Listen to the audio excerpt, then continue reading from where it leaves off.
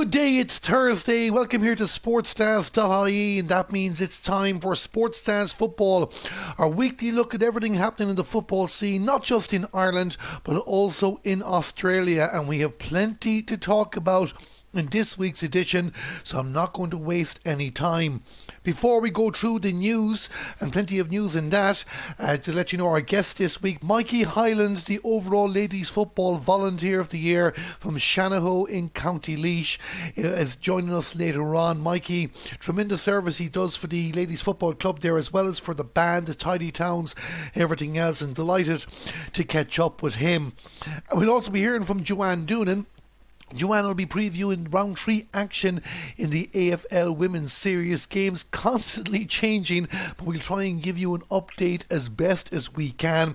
We'll be looking particularly at Melbourne against North Melbourne, and a new fixture now, Brisbane against the West Coast Eagles, even though we're waiting for confirmation of the day and starting time of that match. That's all coming up later on, but first, let's talk about the news, the negative and the positive. We'll get the bad one out of the way first.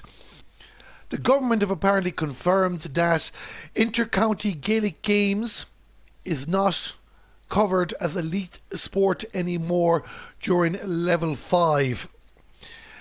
Now, I've been thinking about this one since I heard late last night, and it's just hard to judge. Look, first things first, at the end of the day, nobody here, and I don't think anybody wants action to return until it's safe to do so. I don't think the issue is there with that.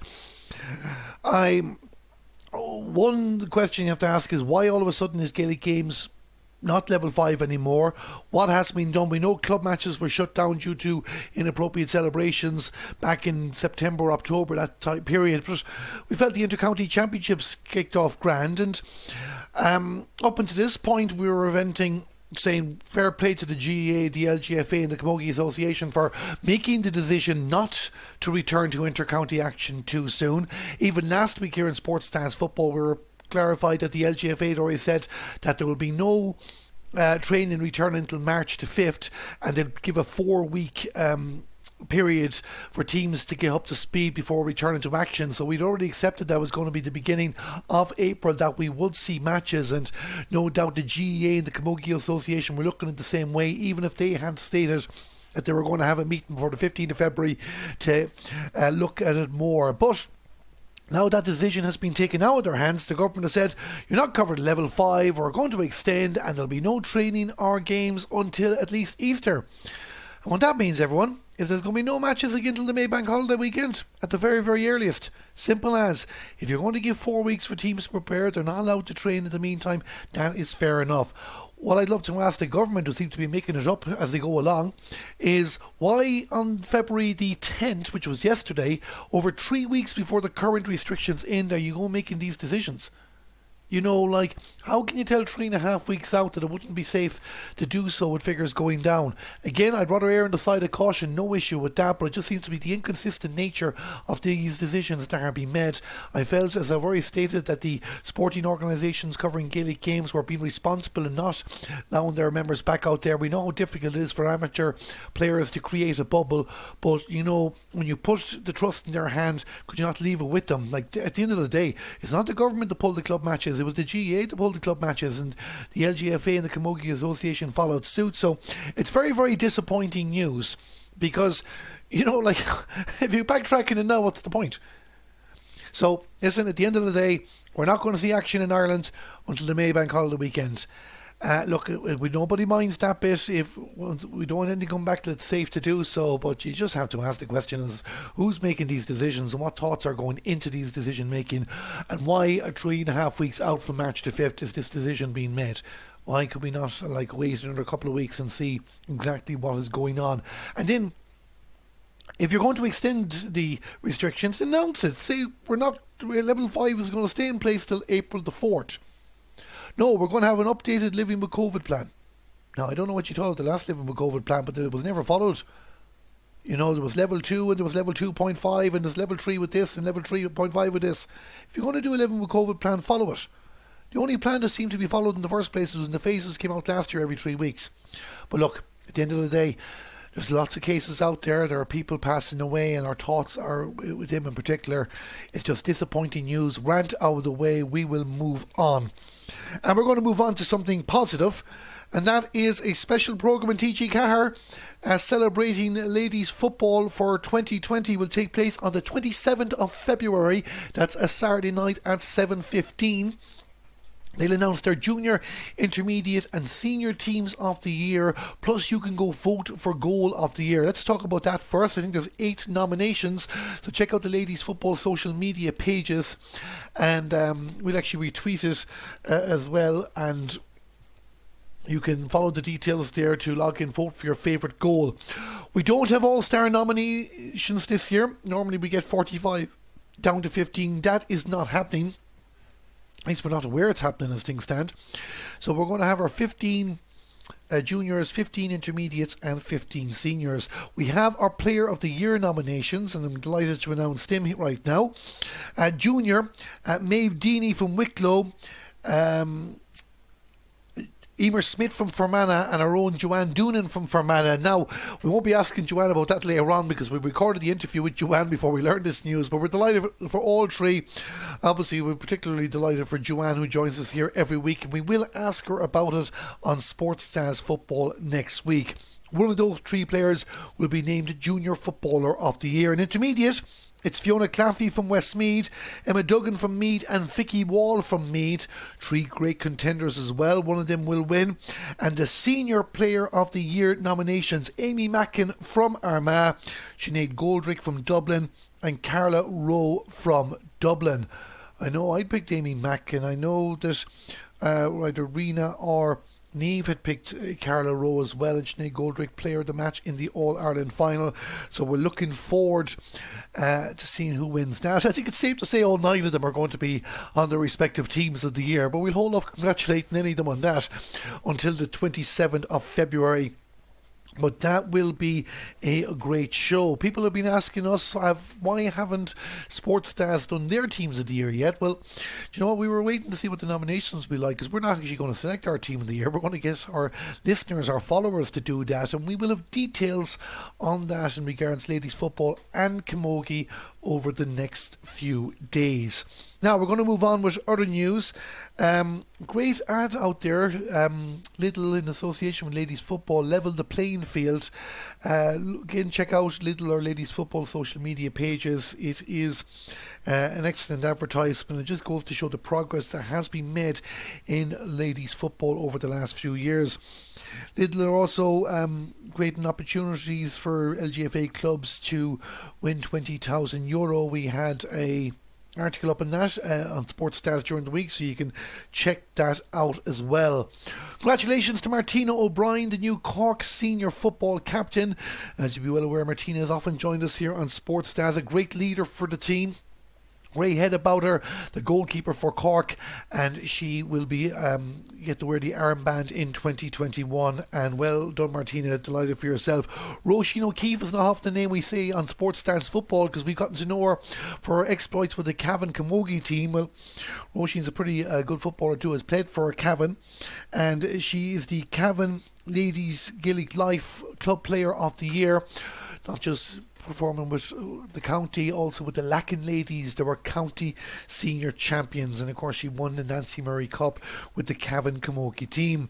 Sarah McCann from Antrim is the new County Development Officer. We wish Sarah the best of luck this year. Also, congratulations to Lucy Temple, who was signed for Peamount United. Why am I mentioning that? Well, she also plays football in Wicklow for Carno Emmets. So we always like to see everybody doing well. Of course, rumours of Saoirse Noonan and Shelburne are flying around there, but we haven't it confirmed yet, so we'll hold off until we do have it confirmed. There's plenty of fundraisers going on, being organised by various counties. We have mentioned a lot of them in previous episodes of the football and the camogie shows. Get behind them, support them, especially your own county.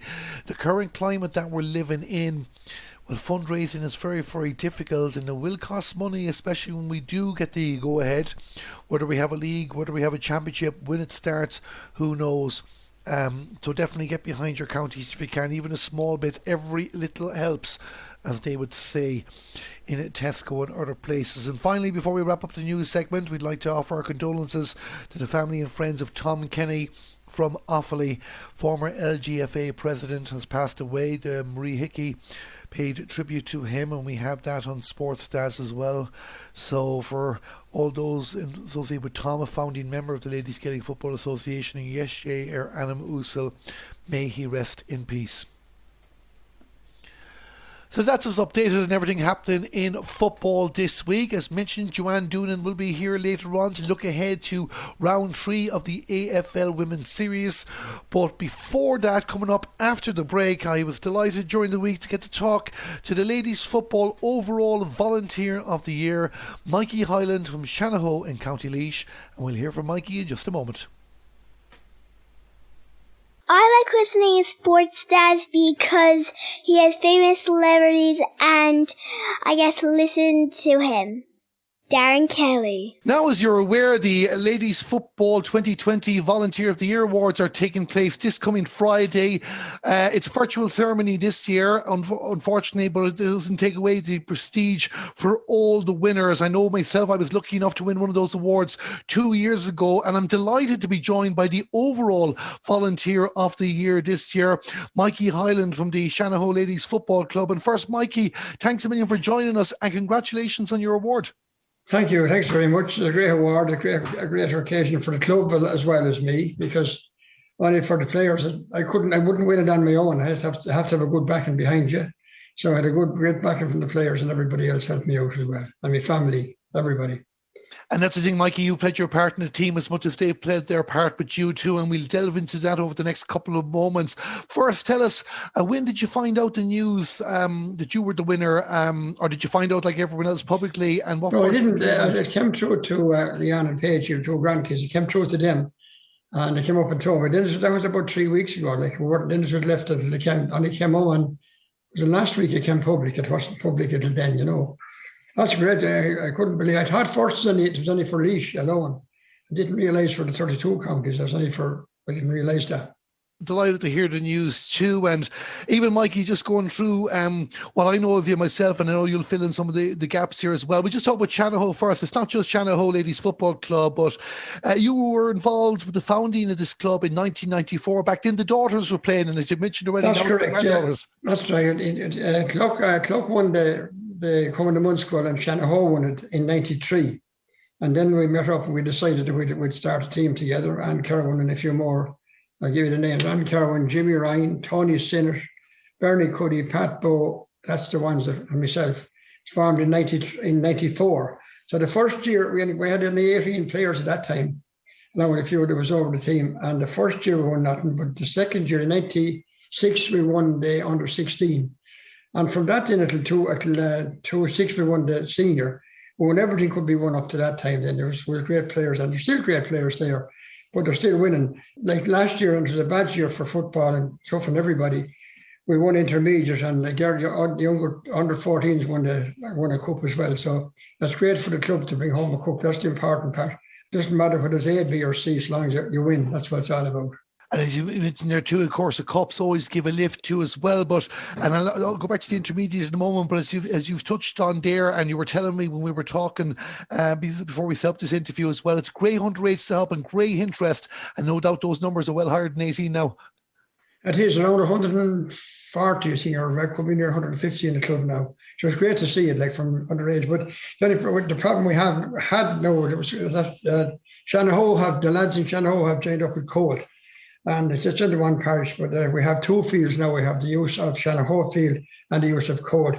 But like the lads in Shanahoe, the club in Shanahoe was very good to us, because often it's very hard to get fields. Ladies football finds it hard to get fields. They were very good to us all the time. And that was important. That we kept the thing going. As it is, if you go down to Wednesday evening last year, not last year, the year before, you had under 12, under 14, under 16, under 6, under 12, under 6, under 8, and under 10 in the one field.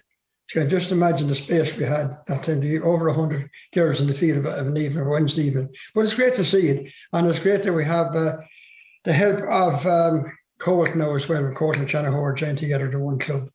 Great for the club as well. It is, and of course you mentioned more access to fields too. Of course, now in the current climate that we're living in, we do anything to see 5 teams out in the field at the moment, but hopefully it won't be too long before you're back out in the field with all those young Shanahoe players. Hopefully we'll be back in the field shortly, sooner the better, because it's good for everybody. I say I'll stay going as long as the club going, I'll stay moving as long as I can. I enjoy it as well, and that's part of it as well, you know. And that's the thing as well, Mikey. When the club formed in '94, was it your involvement mainly because the daughters were playing at the time, or did you always have that passion for football too and want to get involved regardless? There were the girls, my 2 daughters played as well at that time, but then when they finished up, then the 2 grandkids was playing since they were under 7 or 8, or still playing, both of them, you know. And still looking after me here. They look after the machinery and it for me. I just sit down and do the talking. That's all right. Once you're enjoying the football and you're enjoying success, that's what matters too. Is it just coaching you've done with the club, Mikey, or have you taken on other roles over the last 27 years? I've done a bit of everything. I've done coaching for a long time, and then I've refereed matches. I've done a lot of stuff with it. But we always had a great time. I refereed matches up in Monaghan. We used to go to a place up in Monaghan for a weekend, and I refereed 2 or 3 matches up there as well. There'd be a whole lot of teams in it, you know. And I brought home two little cups, right, put that size, but great to get the cups for refereeing, you know. And referees here for the county as well, for Laois as well, for the club part of it. I'm going to ask you about Laois in a moment too. For the future of the club now, you mentioned an intermediate title success. Obviously, we're just waiting for players to be allowed back on the field to play, and hopefully that won't be too long as well. Like the numbers in the club at the moment, you'd be very, very confident that they can continue progressing and building over the next few years. It's great to see that going on. It's great to see so many there. But the point is, like every 2 years, we nearly win a championship at some level. Like every couple of years, now next year we might win one. I don't think we're going senior now next year, or this year we'll be senior this year. But I'd say it'll take a couple of years before we'll be fully qualified to be able to take senior. We're there or thereabouts. But a good lot of young players coming up, and a good older players that's there, which is established players. It's great to have them as well. It's important to have the older ones there because they're good advice to the young ones on the field. And hopefully in the next, I'd say 2 years, we should nearly hit the top. Get another senior. We didn't win the senior since 2006, so we're going to get another one. I'd love to get another one. I'm just making a note here to come back to you in the next year or two, which go to the check-up and that. That's right, that's correct. I hope so, yeah. We always follow the club championship scene here as well. Just talking about Laois as well, Mikey, and of course, the week that's in it here in SportsDaz too, we had Sue Ramsbottom on the Fair Green on Tuesday. You've won the Lulu Carroll Award, and Lulu is no doubt somebody that you would have known and followed her career. A great footballer for Laois, a great ambassador, and sad, of course, that she's not with us anymore. Yeah, Lulu was a terrific player and a lovely person. There was another Shanahoe girl there, Mary Lawler. Both of them unfortunately died, Lord of mercy, on both of them at a very young age. She played for Laois, Lulu Carroll, so did Mary Lawler. Great players, but Lulu was a lovely person. Like we played Shanahoe several times, and when she was finished up playing for the county, she was involved in the club there as well. And we used to have great old crack when the match would be over and before the match. You know, I mean, we had a good old crack. But they were very nice, two lovely girls. It's a pity what happens, but that's football. That's life. Said before, and we had the same thing. We had a good year. Then we had 1 year. Then when one of our girls was killed in an accident. Lorraine Bow. She was killed in '98 in an accident. It was a bad accident near Port East. There was five killed in the accident, but she was one of them. Unfortunately, a lovely girl was killed as well. She used to do dancing and football, but she was a lovely person. But that's life as it goes along. You have your good days and your bad ones. So that's not all enjoying. You have to take it both ways, you know. That's it. But it's a very sad time for the club because a couple of cousins of hers were killed as well. So it's a very sad couple of years for the club at that time. You know, we got through it and we went on again. That's part of it, you know. It's just like winning and losing a match. You have to be the same after losing as if you won. You'll be disappointed for a few days, but it wears away and you go back off again. That's how it's done. Yeah, it's like losing some of the family, but of course, strengthens you resolve together, and you always remember her anyway. You do, of course, yeah. Just going back to Lulu as well, because like obviously winning this award, Mikey, will be an honour regardless what the name of the award is. But the fact that you're a Laois winner of an award named after somebody from Laois, obviously it must add that extra bit of prestige. It is. It's great. It's great to get and Lulu. That's what was sponsored by. I think it's sponsored by the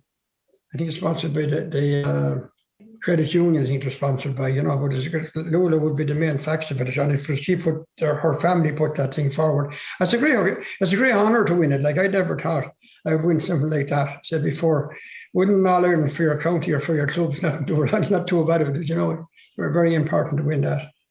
There's help. Personally, I won it for the club because the club were very good to me, and the girls outstanding. Like, I've met a lot of girls in the last 27 years that come and went, and they were all very good. Never had a problem with them. That's we're a good part of it as well. Well, people I've spoken to, Mikey, have said you're very deserving, not just for your work with the club too, but your work in the community in general. You help out with the school band every now and again, if I'm correct, and organising trips, and also involved with the Tidy Towns. Correct, in both. I've been involved in my own village in Clough, and I was involved in the school band in Shanahoe for years. And from the time it started, I looked after the drumming in it with a great crack at that as well. Because every couple of years you have to get new drummers, and you have to try and keep on one if you can, that keep it going, keep the thing moving. And clearly we didn't have any of it now last year. We've done a bit of training in that the COVID came in and knocked the whole thing about. We'll be back on the road again, please God, next year or this year and the next year. I have a feeling we won't be back this year.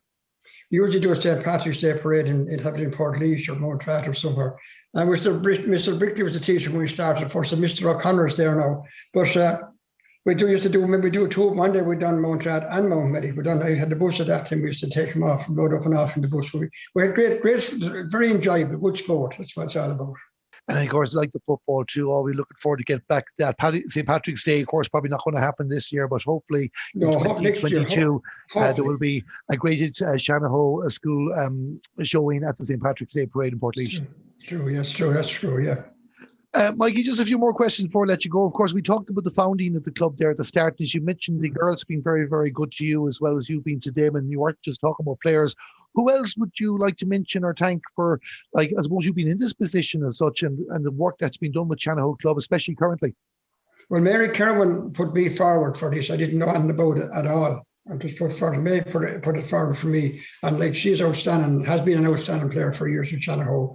And as you know, she won the winner of the last kick of the ball again Monaghan back in 2001, which is outstanding. Like the last kick, and that girl from Mayo, they're playing Mayo, and a Staunton girl, she picked up the ball a couple of inches instead of 21, and we got a free in, and the whistle went and the hooter went at the one time. It's level pegging, and Mary put the ball over the bar. But like, we had some great players. Mary's an excellent player, and her family, Noreen and a few more, but like, they're all good players. You don't like to mention too many, I don't like to mention too many, because to me, everybody is a good player. That's just like a team. If you have 25 on a team, number one is as good as 25. That's why I look at it. You have to balance the thing up. Like, you start picking out good players on any team, you'll make enemies for yourself. So to me, they're all equal. And of course, it's a squad as well, a team, a bond, a whole thing. Just as we talked about Mary there as well, and of course, because it's just, as I mentioned already, it's just the way that's in it that we had Sue Ramsbottom on our other programme too, so we were talking about 2001. The current state of the Laois inter-county team, last year, it probably just they let probably a semi-final slot get away from them maybe in one way. Would you be confident they can compete in an Ireland Intermediate Championship this year when we get back up and running? I'd say that Laois is picking up at the present time. We have 3 girls from Shanahoe playing with Laois at present, which is great as well. But they're a young team. So any young team, it takes the same as us for senior. It takes a couple, 2 or 3 years to get established with a young team and get them in the position and get them right. But I have a feeling Laois at the present time is looking forward that if they could win in the intermediate now, they're flying again.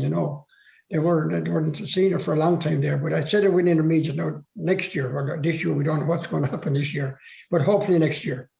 Well, they'll definitely be in contention anyway. Finally, going back to the awards ceremony on Friday evening, Mikey, and I know probably some things behind the scenes you can't tell us. Do you get a chance to talk to Daithí O'Shea? Will there be something done live or pre-recorded, or what have you been told? Because obviously this year you can't go to Croke Park like we've been looking up to years. No, we're having a practice on Thursday evening at 7:30. A practice for Friday evening. Friday evening is the day at 7:30 again. Thanks for Daithí, yeah. So I'm looking forward to it, and it'll be great. It would be good, yeah.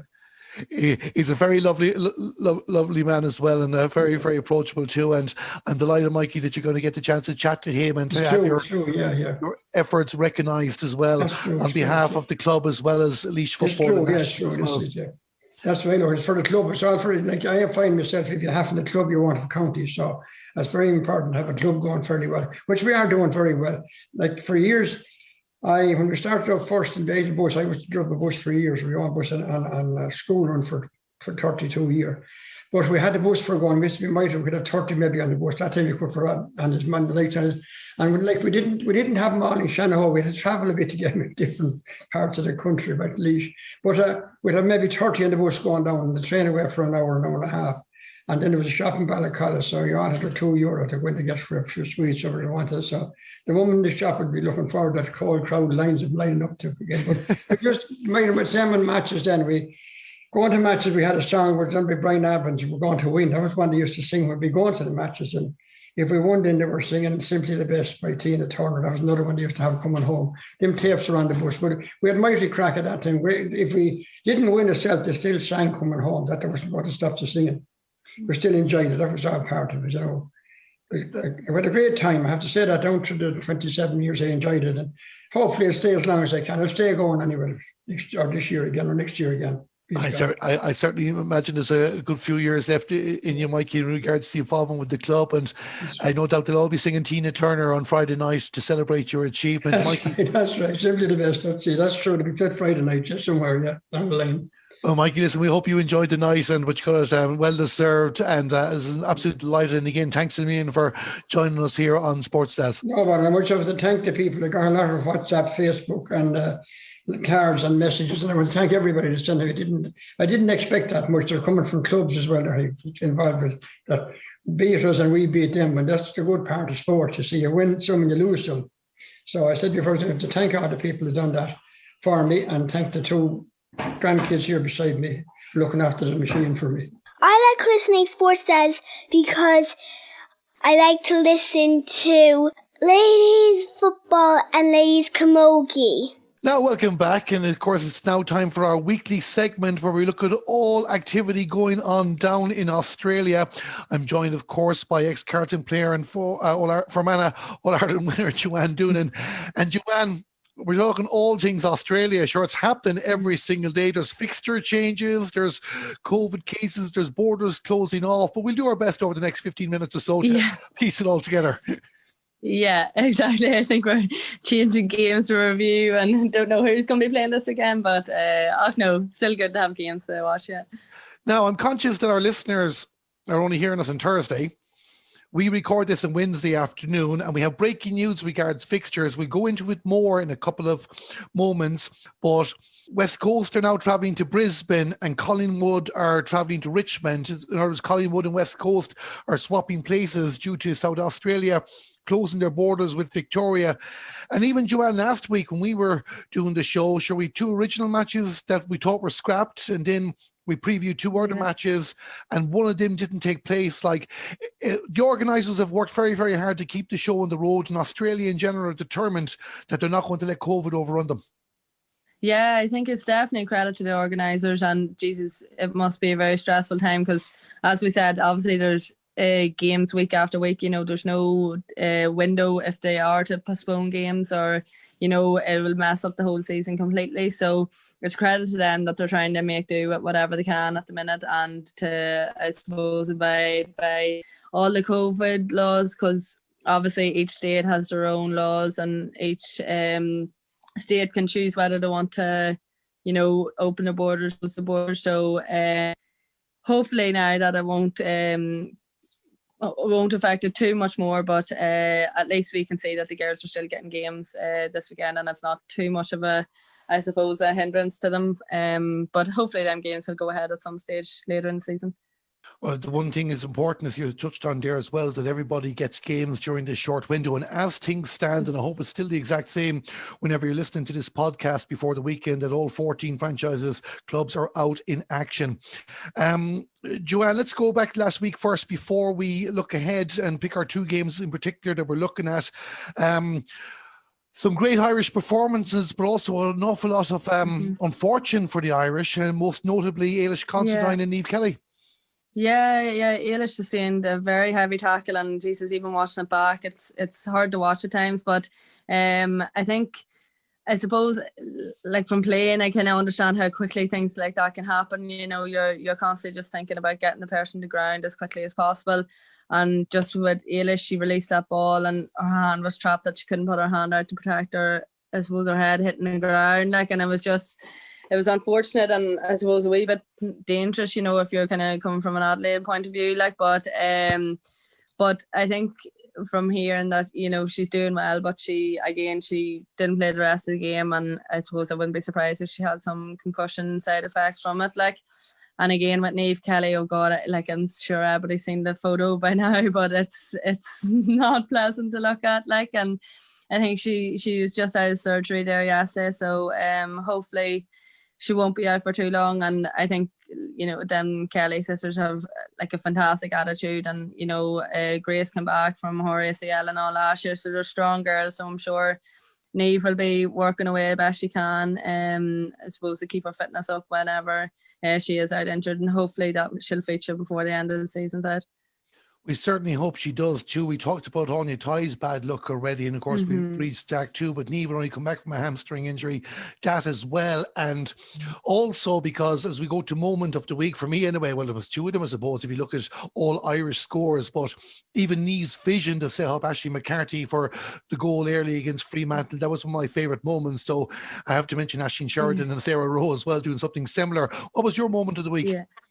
I was going to say my moment of the week was that Aisling Sheridan, Sarah Rowe link up. I thought it was just fantastic. And even the run off the shoulder for one is just because, you know, usually you're kind of told to go block the person off, I suppose, Aisling getting it. But even the run through and the hit it on the left foot so sweetly it was a fantastic score, I have to say. But again, to mention what you said about Niamh and Aisling, I think you can kind of see with the girls that have a few Irish girls on the team, they're linking up really well. And I think that's like what they call it in AFL is like lowering the eyes, you know, because it's like you see a lot of the games, they just tend to kind of, if they're out of options, you just hit it up high down the line and hope somebody gets a mark. But what I love, the Irish girls do try to pick someone out. They try to keep that ball and keep the possession like as best as possible. Don't leave it so much up to 50-50. But yeah, some fantastic link ups with the Irish girls. It was great viewing. Definitely gave us a lift as well. Match of the week, or do I feel like I'm picking on you? I think I know what you're going to say. I know. I suppose the Carlton and Bulldogs game for me, obviously I would like to see the girls do well with Carlton, and I know a few of the Bulldogs girls as well from Aisling, some very good footballers, but oh my God, just couldn't believe. I was watching the first half, I was talking to you before, and then I went away at a Zoom class and came back and seen that they'd lost, and I just couldn't believe it. And watching the last quarter, like, did so many opportunities, I suppose, to bring it back. You know, you have like Georgia G, Taylor Harris, Manny Pasakis, who are like probably the three top forwards on Carlton, and they all missed goal opportunities. Like, it just kind of just didn't seem to be going in their favour at all that day. But like, a credit to the Bulldogs, like, they just like hunted in numbers, the pressure putting on them, and it literally was just like you could see the happiness as if they won a final after they won, like. So that was the game of the week for me.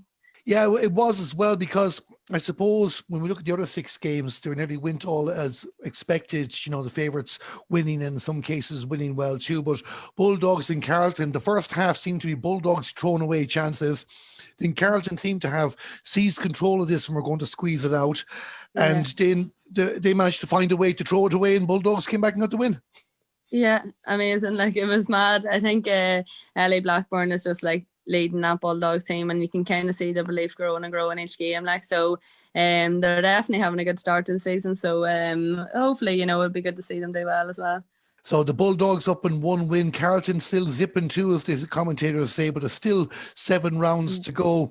Now it's time for our Irish Player of the Week. Plenty of contenders. Will we agree or disagree? I'll let you go first. Oh, definitely agree. There's plenty of contenders. I found it actually really hard to I suppose, narrow it down this week. Obviously, some of the games were a bit of hammering matches, so it's kind of hard to tell, you know, like, they're racking up possessions. But I have to say the influentials, the likes of Orla Dwyer, Sarah Rowe, and even Aileen, the influence they kind of had. And, you know, I think especially From what I've seen, even in Aileen's game, like we smart plays, like touching a ball before it went in for a goal, we things like that you know you kind of don't think about that are really, really contributing to just kind of picking her game up. I thought Aileen had a fantastic game, but I probably would say Sarah Rowe just coming back from injury and the influence she had in Collingwood, because it was such it was a tough game, you know, playing against Geelong. You know, they are a good team as well. That I thought that she stood out well this week. But again, yeah, loads of worthy mentions. Yeah. So you're going with Sarah Rowe, is it? Yes, I go with Sarah Rowe. Well, I just want to say I was looking to like Zavorla, O'Dwyer, Sinead Goldrick as well, doing well for Melbourne too, Aileen, as you mentioned. But now, of course, you can't see, our listeners can't see, but I'm just holding up there to show that this week was 7 Joanne Green. I don't think, Joanne, you can read that right anyway. But it is, say that the returning Rowe was my own selection as well, Sarah Rowe. I just thought after coming back from a shoulder injury, playing such a pivotal role, she thinks she'd 14 disposals. That goal that we talked about as well. Fantastic to see Sarah back in the field of play, always one of a leading contender. So this week, myself and Joanne agree. Sarah Rowe, Collingwood is both our Irish Player of the Week. So that means Sarah will get 2 points and currently is ahead on the leaderboard that we will continue on over the 12 weeks or such. So well done, Sarah. Now, we thought we were going to be talking about Collingwood, Joanne, in next week's games, but of course, they were originally meant to be down to play Brisbane. We thought we were getting the 3 heavyweight clashes so far with all 6 winning teams, but that isn't happening now. So let's talk about Brisbane then, because they're going to have a home game against the West Coast Eagles. Now, the timing of this isn't confirmed yet, but from what we're understanding in Australia, and it might be confirmed by the time you're listening to this, to be on 6:10 Irish time on Sunday morning. For West Coast, they could have done without this game. Like, they put up a good effort against Fremantle. The injury to knee we've talked about. They could have done without Brisbane this weekend. They would have much preferred Richmond, I'd imagine. Yeah, I would imagine they'd be kind of thinking that Richmond is probably definitely a chance to kind of, I suppose, change the circumstances around and get a win on the board for them. But I suppose Brisbane coming after a fantastic, I suppose, a hammering really last week against the Suns. And some of their forward players watching it is just fantastic. They're very, very quick forwards, very active forwards. I think 2 of the forwards got 4 goals each. You know, so there's definitely players that need to be marked well. And I suppose even with the likes of Niamh out, and I suppose last week you can give credit to the West Coast that the rain obviously mightn't have had things as well for the match, and Fremantle are a very strong team, but you'd be thinking that definitely preferred to have the Richmond game this weekend just to kind of give them a wee boost up. Fremantle did miss an awful lot of chances in that game, but West Coast meted a contest too, and it wasn't really clear until the closing stages, and even still, it was a few behinds at the end. We talked about Ashley McCarthy already. Grace had a good outing now on the Irish side of things, after coming back as well in a slow start to the season too. So they'll take confidence, West Coast, that they can compete with what is looking like a top 6 at the moment, but this is going to be a mammoth task. Yeah, 100%. Like I think Grace had a fantastic influence in the game last week as well. And I think it's hard for especially forwards, maybe, you know, if you're not changing too much into the mids to kind of get involved in the game if you're not getting much ball up. But yeah, I definitely think Fio are like a tough contestant to play against, and it's always, I suppose, that paired rivalry. But yeah, they're probably still just trying to gel together a wee bit. You know, there's still new players, even Ashling coming into the centre there, you know, a main role that you want everybody to kind of work well off each other. But I suppose it's like the saying, like, until you are playing better teams, you're not going to probably improve. So you have a quick turnaround and you just have to, you know, watch the videos back, see what they can learn on and see what they can improve on for next week again. Of course, you talk about better teams. Brisbane's form has certainly shown it so far. 65-2 against Gold Coast. I was watching the highlights back again just before we started recording. Like Jesse Wardlaw, Dakota Davidson, 4 goals each. Orla O'Dwyer, 18 disposals. And not just was it the stats, but she was controlling ball as well and was always showing great awareness for teammates. And if anything, Orla was freeing up her teammates to go on the assault that they did. Yeah, she did some really, really good blocks on, like, and it's probably one of the things I did struggle when I was playing. Like, you're always thinking they kind of run off the shoulder in Gaelic, whereas now you kind of have to be looking right. Where's the next player that's looking to tackle her? You want to kind of close off that gap and stop the run towards her. But I thought the team just seemed very well gelled together. I have to say, like, they linked really well. There's some really, really speedy players, like especially the likes of Orla, you know. the fact that she's probably one of the fastest girls. Even I remember Aisling saying about her at Tipperary, like, and you know, some of the girls look even faster than her. You're kind of thinking, Jesus, right, okay. But yeah, it should be. I suppose, like you said, I would have loved to see that game of Brisbane and Collingwood this weekend to see how they are faring out, you know, because it's kind of hard to read the first few rounds in to kind of see what they are in comparison to everybody else. But still, it'll still be a good game, hopefully. So anyway, Joanne, I suppose let's we can go through a lot of these Brisbane names. I have a funny feeling we'll be talking about them plenty before the end of the season. So let's call it, is it this definitely going to be a Brisbane win? And if it is, by how much do you reckon? I would say if they're playing the way they're playing and after coming off good wins, I would say that there could be a lot more in it. But I'm hoping for the sake of the Irish girls too, and I know we're a Brisbane team, but that it will be a tight game and that we can, I suppose, see West Coast kind of gelling that wee bit more better together and kind of have that wee bit more composure. But again, I would say Brisbane will probably win comfortably in this round. Brisbane for 3 out of 3 as things stand. That's Joanne's prediction. Let's look at the other featured game. This is really, really going to be a tasty match. We'll talk about the Irish involvement in a moment. It's a Melbourne derby. It's Melbourne against North Melbourne. The Demons against the Kangaroos. They've both looked very effective in the opening 2 games. Yeah, I have to say, like, I think I've said it before, but North Melbourne look very, very good this year, very strong. And you kind of be thinking, looking at them, being like, God, you know, they could be strong favourites. But likewise, Melbourne have been coming out of their, like, blocks flying. Like, they've shown great composure. And again, like I said, Goldie has been solid in the defence for that. And, like, anyone that watched her probably admires her, just, like, fearlessness where she puts her head where you probably wouldn't put your foot, like, but her just driving out of the fence, and I think a lot of them are kind of linking up well with that and they're doing the same. But I think this will be a fantastic game. But the likes of Melbourne, I think, or North Melbourne, I suppose I can't just say Melbourne now, North Melbourne, they have a lot more players kind of coming into their own, the likes of Bateman and Caitlin Ashmore, girls that are very good players, but you'd be kind of going out to man mark the likes of, you know, Emma King and them girls, whereas there's a lot of, I suppose, the rest of the players, you know, you'd be conscious about who's marking all of them. You know, you wouldn't be thinking about 3 or 4 of them. Like, there's a lot of girls that are very, very strong that Melbourne will have to kind of, I suppose, get on them straight away and kind of not let them build confidence from it. But I'm really looking forward to this game, yeah. It is. It falls at 6:10 Saturday morning Irish time at the moment. As you mentioned there, like, Jess Duffin is back too. North Melbourne seem to have an embarrassment of riches, and we haven't even got to Aileen yet.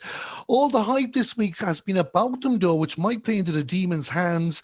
Pettisearl, the coach for St Kilda, is claiming they're being handed out and gifted top 10 players. I love. That's one thing I love about this AFL. There's so much bite around the place. Yeah, but even going through all the talk during the week, it seems to be all about North Melbourne.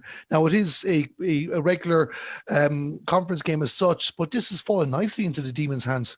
Yeah, definitely. And yeah, I think Pete from St Kilda, she's renowned, I think, for speaking her mind, but she seems to be very good. But yeah, like I said, it's just a really exciting game to look forward to. And even, I suppose, the clash of the 2 backs with Aileen and Goldie would be interesting to how they fare out against each other. But I think, I suppose, around the middle is probably where it could be run for either team. Like, the both have really, really strong, really, really, I suppose, small, nippy mids that I suppose it's just probably releasing that ball who can get it out there quickest, and I think it'd be really heavy around the middle of the field. Like, so look forward to it.